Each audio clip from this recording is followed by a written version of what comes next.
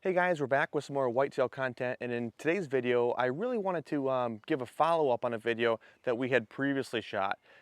In the previous video, if you haven't seen it, I'll kind of go over the cliff notes here, but I'll also link it above.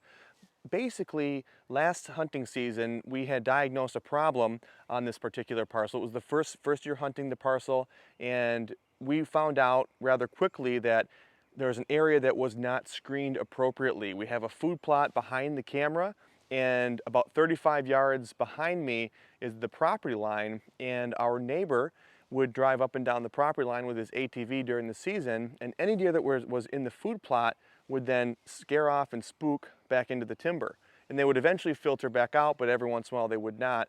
So we really wanted to address this issue and screen off the property line. And so we made the decision to hinge cut the trees along the property line to create a visual barrier so that the deer feeding in the food plot behind the camera could not see the neighboring parcel.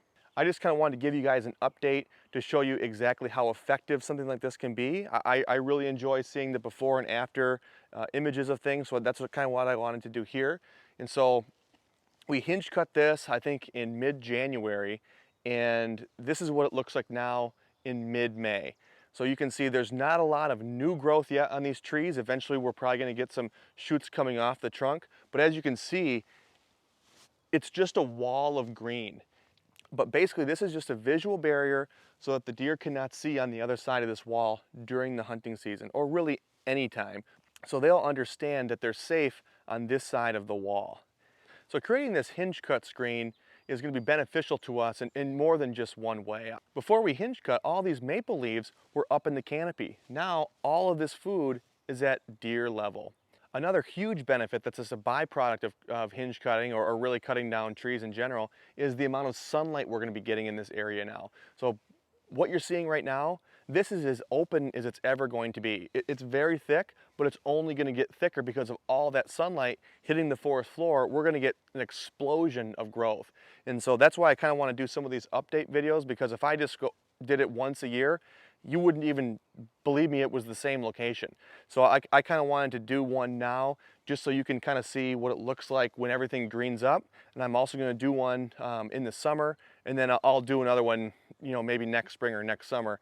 Now it's only been about 4 months since we hinge cut this particular tree, and as you can see there's not really a lot of new growth along the trunk yet.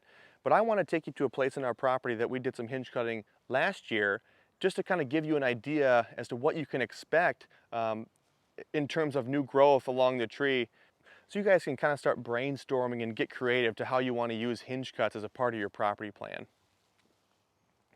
So now we're in an area of our property that we hinge cut last March, so March of 2019, and it's May of 2020 right now.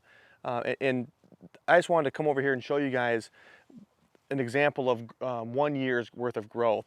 So this is completely new growth, you know, about 2 feet of new growth, and look at all of the food here. Now this might be a little bit too tall for the deer. They'll have to kind of get on their hind legs if they want to get this, but this goes on all the way down the tree. So you got new growth going down on all the way down the tree at deer level. So think about how much food you can provide to the deer just with one hinge cut.